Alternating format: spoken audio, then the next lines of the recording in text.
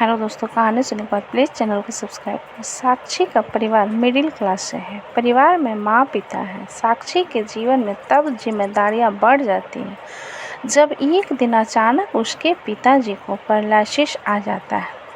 साक्षी पर अब उसके छोटे भाई और एक छोटी बहन के साथ पिता के इलाज और घर चलाने का बोझ आ गया है।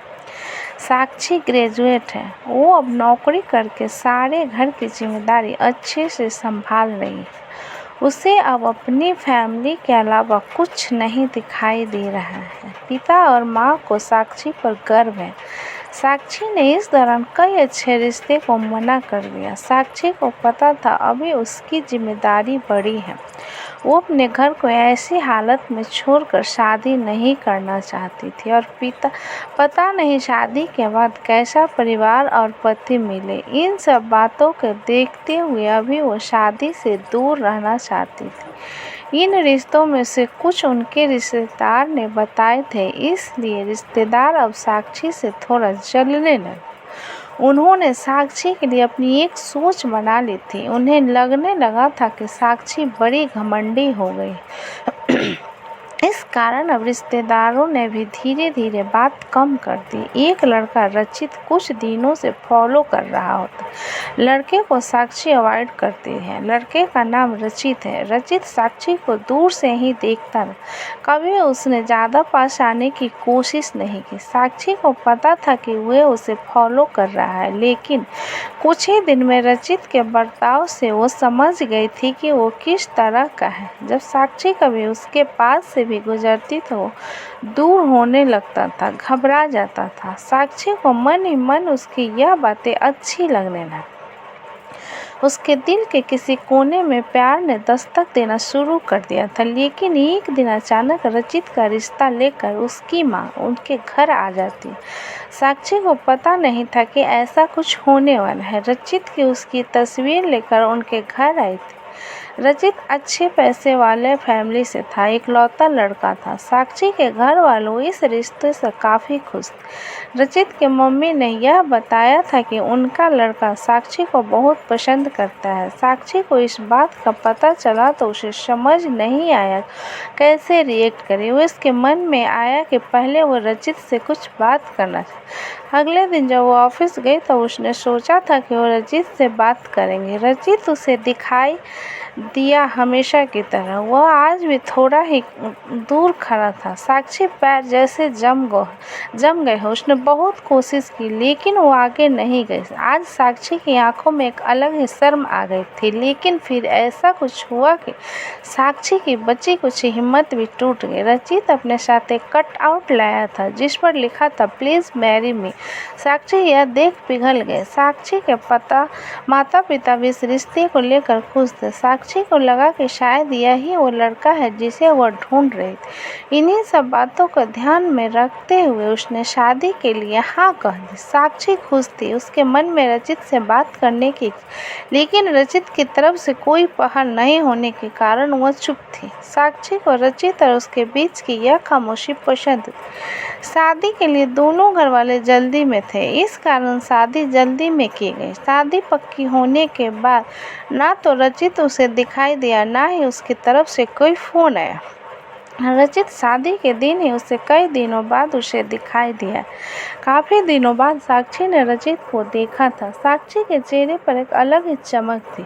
वही दूसरी ओर रचित बहुत नर्वस लग रहा था। रचित की शादी उसकी मनपसंद लड़की से होने जा रही थी जिससे वह प्यार करता है। फिर भी उसके चेहरे पर खुशी नहीं।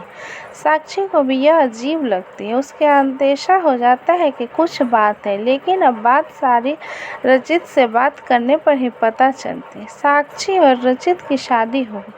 अब घड़ी आ गई जब साक्षी रचित से पहली बार बात करने वाली थी। सुहाग रात की सेज पर वो बैठी है और बाहर से कई लोगों की आवाज़ आ रही। तभी वो बैठे बैठे सोचती है कि उन्हें आवाज़ से कैसे पहचानेगी, क्योंकि अभी तक उसने उनकी आवाज़ सुनी ही नहीं। फिर रचित कमरे में आता है। चेहरे का रंग पूरा उड़ा हुआ रहता है। साक्षी एक नज़र चुपके से उठाकर उसे देखती है। वो भी बिस्तर के कोने पर बैठ जाता है। कई देर हो जाती है। साक्षी को अजीब लगता है, क्योंकि रचित ना कुछ बोलता और ना ही उसके पास आता। साक्षी को लगता है कि उसके बीच की खामोशी को तोड़ना होगा। फिर साक्षी की पहल कहती है, सुनिए, आप इतने नर्वस मत होइए, मुझे आप पसंद है। रचित उसके ओर मुड़ता है। उसके चेहरे को देखकर साक्षी को थोड़ी चिंता होती है, क्योंकि चेहरे पर एक अजीब सा डर था। साक्षी उससे पूछती है, क्या हुआ, आप खुश तो है ना? रचित केवल गर्दन हिला। साक्षी बोलती है, मुझे आपसे बहुत बातें करनी थी, लेकिन आपने पहले नहीं की। चलिए अब करते हैं। रचित अभी भी चुप रहता है। साक्षी फिर बोलती है, आप कुछ बोल क्यों नहीं रहे? रचित की आंखों में अब आंसू है। सुहाग रात पर अगर पति की आंखों में आंसू दिखे तो आप सोच ले लड़की की क्या हालत हो। साक्षी घबरा जाती है। क्या हुआ, मुझे बताइए तो। अब साक्षी को रचित का वो सच पता चलता है जिसकी वजह से रचित घबराया हुआ है। रचित अब साइन भाषा में बताता है कि वो बोल नहीं सकता। साक्षी को धक्का लगता है, जैसे कि बहुत जोर से किसी ने धक्का मारा हो। चुप हो जाती है और रचित से दूर हो जाती है। पहली रात ही उसे पता चल जाता है कि उसके परिवार वाले के साथ धोखा हुआ है, और खुद रचित ने भी उसे यह नहीं बताया। बिस्तर पर बैठी बस यही सोच रही थी कि अब क्या करूं। उसे कुछ समझ नहीं आ रहा। रचित अपनी आंखों में आंसू लिए साक्षी को हाथ लगाता है। साक्षी उसके हाथ को जोर से हटा देती, कहती है, मुझे छूने की कोशिश भी मत करना। वो उसी समय अपने घर जाना चाहती है, लेकिन रात होने की वजह से उसके पैर रुक गए। साक्षी बाथरूम का दरवाज़ा खोल के बाथरूम में खुद को बंद कर लेती है। रचित बाहर बिस्तर पर ही बैठा चिंता में डूबा है। सारी रात ऐसे ही निकल जाती। उस बंद बाथरूम में साक्षी के मन में कई ख्याल आ रहे थे। आखिरकार उसने एक फैसला लिया। उसने अपने घर वापस लौटने का फैसला किया। उसके परिवार को भी इस बात का पता नहीं होता। परिवार वाले भी यह सुनकर शौक रह जाते और अपने आप को कोसते हैं कि उन्होंने जल्दी कर दी, पहले पता लगवाना था। साक्षी ने फैसला लिया कि वो कोर्ट में बात ले जाएगी। शादी के एक दिन बाद ही बात तलाक तक पहुंच जाती। उसने फैसला किया कि झूठ से बनाया यह रिश्ता वो नहीं चाहती। रचित की माँ साक्षी के घर आती है। साक्षी की माँ उन्हें भला बुरा कहती है। साक्षी उन्हें रोकती है। वो पूछती है, आपको ज़रूरी नहीं लगा इतनी बड़ी बात हमें बताना? रचित की माँ नीचे मुँह कर और चुप रह कर सारी बात रचित की माँ कहती है कि मैं माँ अपने बेटे का भला ही चाहती हूँ और उसके पिता भी नहीं। वो साक्षी को पसंद करता है, इसलिए वो साक्षी से शादी करना चाहता था। मैंने हिम्मत की बोलने की, मगर मैं कर नहीं पाई।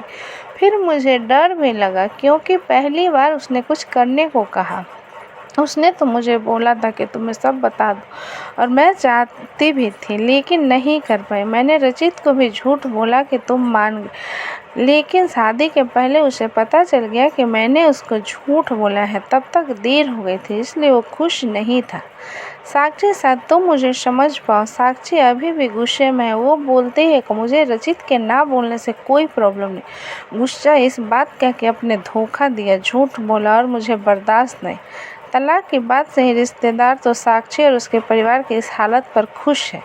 उसने सोच लिया था कि वो रचित से तलाक लेंगे, और उसके लिए उसने कानूनी कार्रवाई भी शुरू कर दी। कुछ दिन उसके इन्हीं बातों से निकल गए। साक्षी अब अपने घर पर पहले की जीवन शैली पर लौट आती। वो जब जॉब पर जाती है, कुछ दिनों बाद फिर रचित उसे दिखाई देता है। दूर से ही बस वो साक्षी को देखती। साक्षी के ऑफिस के बाहर वो लगातार आता है। 15 दिनों तक साक्षी उसे अवॉइड करती। फिर एक दिन उसके पास जाकर बोलती है, अब यह सब करने से कुछ नहीं होगा। मैं नहीं चाहती कि तुम कुछ नाटक करो, इसलिए यहाँ आना बंद कर दो, समझे? साक्षी की बातों वो सुन रहा है। वो साक्षी को इशारों में काफ़ी पीने को कहता है, लेकिन साक्षी वहाँ से चली जाती है। रचित ने यह रोज़ का काम बना लिया। एक दिन फिर वही रचित खड़ा रहता है। साक्षी उसके पास जाकर कहती है, क्या चाहते हो अब तुम? मेरी ज़िंदगी खराब तो तुमने कर दी। रचित फिर कॉफ़ी का इशारा करता है। साक्षी कहती है, कॉफ़ी पीकर मेरा पीछा छोड़ दो। रचित गर्दन हाँ में हिलाता है। पास के ही एक रेस्टोरेंट में टेबल पर दोनों आमने सामने बैठे। रचित अपने फ़ोन में कुछ मैसेज टाइप करता। साक्षी उसको देख भी नहीं रही। साक्षी के फ़ोन में मैसेज आता है। रचित का लिखा होता है, sorry but I really love you so much. कोई भी बोलने वाला तुम्हें मुझसे ज़्यादा प्यार नहीं कर सकता, और बात तो झूठी भी कोई कह सकता है, लेकिन आंखें हमेशा सच बोलती। एक बार मेरी आंखों में देख लो, फिर तुम्हें जो सही लगे वो कर। साक्षी का सारा गुस्सा मैसेज पढ़ते ही चला गया। धीरे से अपनी आंख उठाकर रचित की आंखों में देखती।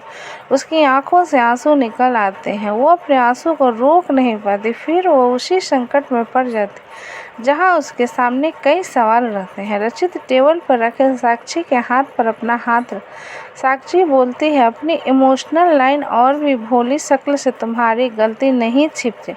अब दोनों के बीच में एक अजीब सी चुप्पी बढ़ गई। रचित को लगता है कि साक्षी ने उसे अभी भी शायद माफ़ नहीं किया। वो अपना हाथ साक्षी के हाथ से हटाकर जाने की कोशिश करता है, लेकिन इस बार साक्षी उसका हाथ पकड़ लेती है। बोलती है, पहले ऐसी बात नहीं लिख सकते थे। मुझे आज तक कभी किसी ने ऐसे नहीं समझा। वो खड़ी होती है और रचित को बोलती है, चलो मेरा सामान वापस लाना है मेरे घर से, अब तुम्हें उठाकर ले जाओगे। रचित उठकर साक्षी को हक करता है। गीले शिकवे मिटाकर इस तरह उनके नए जीवन की शुरुआत होती है। हमारी कहानी कैसी लगी मुझे कमेंट बॉक्स में ज़रूर लिखें। अच्छी लगी हो तो प्लीज़ लाइक करें, सब्सक्राइब करें।